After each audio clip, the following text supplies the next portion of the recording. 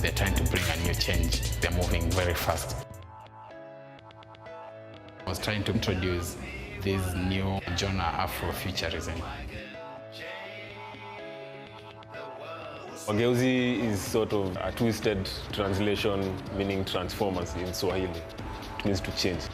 It actually went viral on the web, and everyone was spreading it around, and it really grasped people's attention. We've actively pushed the band as this group of people who are from Africa but are not necessarily your cliche idea of Africa. Because I love boobs. That's why I'm making the series of boobs. But it's the glasses. If you ask kids who they want to grow up and become, it's really a Kenyan name that they'll give you. It's like Gotham City. People are looking for heroes.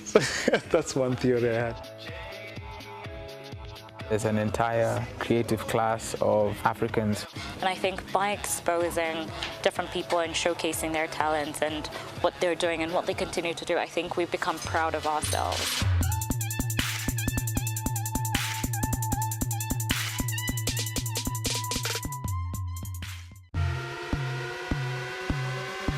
It's a very, very, very exciting time. We want shit.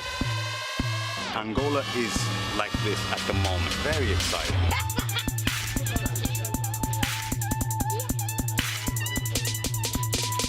Every day in Angola, people record around 600 kuduros a day. Just want to do a video that everybody wants to play. And now with technology, from the ghetto, you can show to the world what you are doing.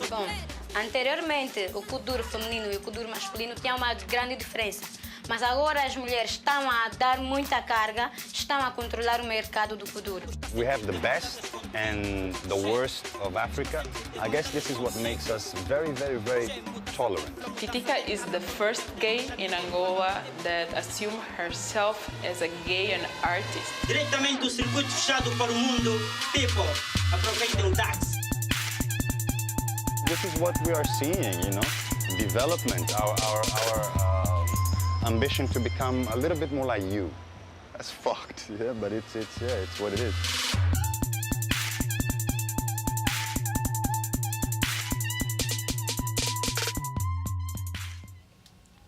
Welcome to creativity. Yeah, very much so. Well, if many Americans have gotten their sense of Africa from Hollywood movies, it's probably about as close to reality as its depiction of, say, superheroes. High on flash, low on facts. Two of our next guests want to show the world Africa as it actually is through their online platform, Afripedia, and through documentaries like the two whose trailers we just watched. Now, they'll be back here next Tuesday night for our BRIC FLIX program celebrating African film.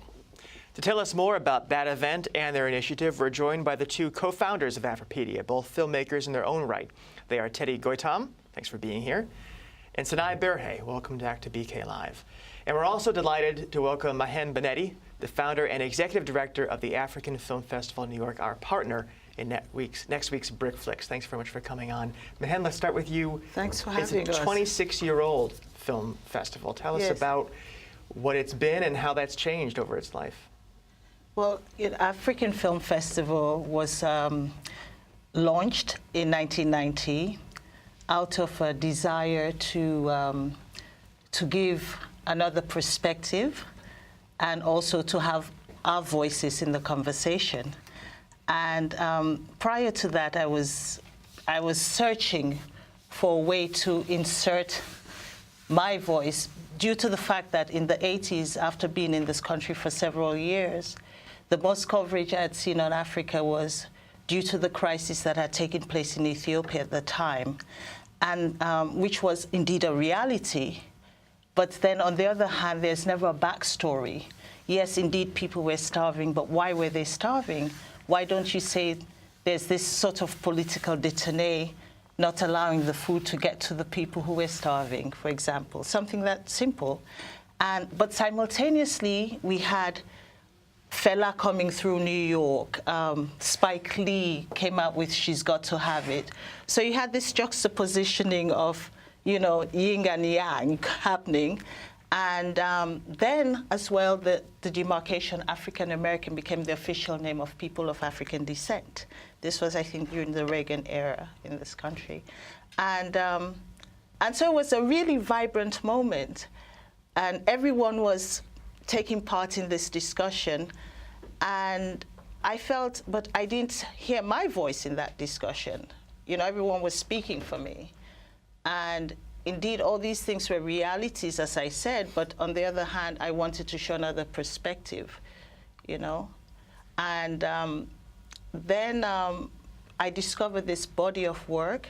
Even though I was the sort of Sunday observer, let's say, the Sunday painter who goes to the movies. I was not a cinephile or an academic, but I loved going to the movies because you know what you liked. Yes. And you know what you wanted, what you weren't seeing. Exactly. So that was the inspiration, basically, to start the African Film Festival. And it has been an amazing journey. And here we are, you know. Due to technology, of course, we have so many productions taking place throughout the continent and the diaspora. So there's no lack of material. It's just a matter of, you know, having the will and the desire to... a lightning rod to bring it all together in a time and place. Now, that time and place is actually going to be right here Absolutely. Next Tuesday, the 19th, celebrating African film. So how did you come across these gentlemen right here? How were you made aware, and when were you aware of Afripedia? Well, as I said, the African Film Festival is a year-round organization producing film and film-related programs. And we became aware of the Afripedia, the Stocktown team, yes, the Stocktown team, in 2011 through their film Stocktown X, South Africa, which was the precursor to the Afripedia series, right? And I mean, I'd seen, when I saw this film, I said, my goodness, this is in real time, this vibrancy taking place, this you know, this a group of creative and really just the energy, you know, the energy that you saw coming out of the film, you know, from this film, and the people who were just so talented really blew my mind, because I was learning something new. I was seeing something new. And just the resourcefulness of these people. And I said, you know, we have to share this. We have to show this. This is Africa today. Okay, well, this is Africa right now, right here at the table. Teddy, can you tell us a little bit about the brainchild and the idea behind Afripedia and how you brought that into existence? Well, basically, what we wanted to do is to change the narrative, because growing up in Sweden, mostly the narratives was about basically a single story. And we, as directors, coming also roots in Ethiopia and Eritrea, we felt like we need to change those stories and also look into creativity and use that as a tool. So recently we launched a 5-part documentary series from Angola, South Africa, Ghana, Senegal, and Kenya, which shows also that local experts can also talk for themselves. Because basically when we see movies from, or even documentaries, it's often other people telling us those stories. And we felt that that's an important point to address. So then let me ask those local experts, what is it they say that we're not hearing from the normal channels who talk about what's going on in Africa? What's the message we should get from that? I mean, this is our normal creatives, human beings telling human stories. We capture them in their own environment, you know, sharing whatever they are, what they are passionate about, and just a lot of do-it-yourself attitude, and just showing that if you can't get the funding, there's always a way to go about it themselves. How do you sort of pick the people that you profile on Afripedia? I mean, you know, it's such a large continent. The people of the diaspora were all over the world. You know, this platform sort of becomes not the one place, but a go-to place for people who may not be of African descent as well to sort of see what's going on, I guess, on a global level. So how do you sort of curate all of that material? You have photographers, artists, videographers, directors. What's the process? Well, it's all about collaboration.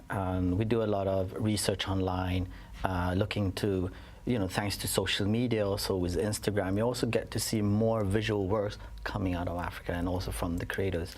So it's all about interacting and actually seeing what's happening. And also by traveling, you also get to see what people are doing, and that is actually the best way to interact.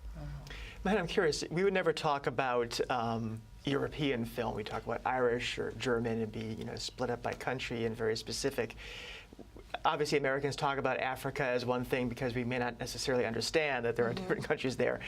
Is it helpful? Is there a commonality to the stories that come out of Nigerian film versus Eritrean versus North Africa versus South? Or are they very, very different in terms of the stories they're telling and the stylistic approach? Well, it's interesting that you said, we speak of the continent, and you have filmmakers who reject this notion of African cinema. They said, well, I'm from Cameroon. No one says European cinema. They say Spanish cinema. But at the same time, we're speaking of, yes, a continent that has 54 countries. And eventually, I'm sure as the regional cinemas become more defined and, you're introducing the cinema from Africa to the international world and also to Africans themselves. And I think, yes, there are, let's say, for example, Nollywood has given this template to all these other regions to jumpstart their cinemas.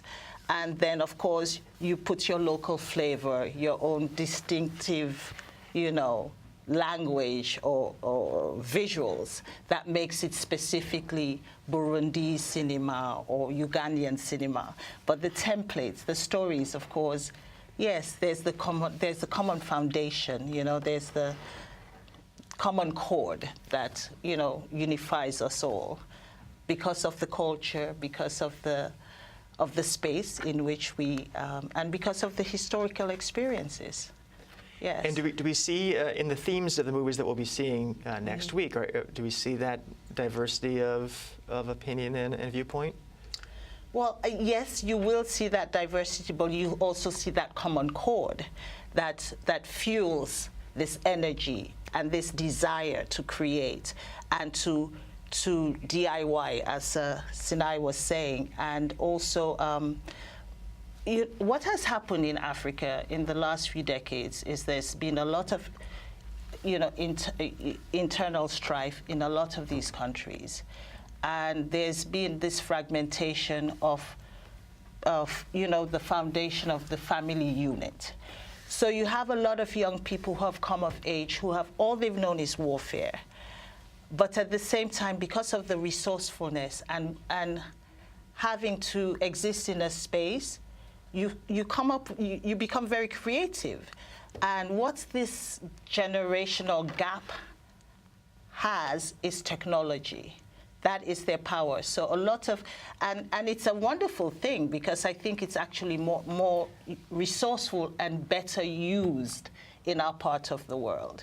And this is also allowing these creatives to, well, you'll see the films next week, which is Afripedia Senegal, Afripedia Ghana, and their newest film, Afripedia New York, which also, profiles Africans in the diaspora within film, art, photography, gaming. Just the whole platform and right across the board. Animators, it's amazing. Mahen is sort of, attesting to this, but how does technology sort of help you in your job? I mean, you're an award-winning filmmaker. You've worked with a lot of different platforms. You guys have started Afripedia, but where do you honestly want to see the platform go, and how has technology helped drive that? I mean, we're storytellers, so I mean, the core of our work is finding and sharing great stories. I mean, technology is always constantly changing, so I just see that as a way to kind of bring forward these stories. But I mean, at this point, we're already starting to experiment a lot with virtual reality now as well. What? So virtual reality? Yeah, so we just Okay. got back from Dakar, Senegal, where we shot this 360 VR dance battle that we're going to showcase in a few weeks. So, I mean, we're experimenting, seeing how to create new type of stories through technology. Well, like you were saying, the technology in these environments sort of leapfrogs and, you know, infrastructure. So we have just a few more moments. What do you want to say to people to get them to check out Afripedia? What is your pitch to that? Say, look, we are the online platform for the diaspora. New York City, Brooklyn, there's a lot of people here that want to tune in to what's going on. So what do you tell them? I think if you're interested in creativity and seeing other type of stories that are inspiring, educating, definitely have to come next week here to BRIC on the 19th of July. And I think it's going to be also show and tell with one of the characters who are in the film, Delphine Diallo. I think this is going to be an amazing moment to actually see what's going on. Okay. You know, the most amazing thing I think I've taken away from, you know, just researching you guys is that I myself do not have a contemporary view of Africa. I think all of my images, all of my thoughts are just simply dated. And going on the Facebook page, going on the Instagram, and being here next Tuesday, I think is going to help me download and upload into the right platform. Exactly. So, all right. Yeah, absolutely. Thank you so much. Thank you. Thank you for having us. Yeah, so you're going to come out and we're going to check it out on Tuesday? I think I might get out. You know? Yeah. I'll ask my kids for permission to go out at night, and yeah, Should come to bring them. Brooklyn. Yeah. So it is a family affair. All right. Come on down.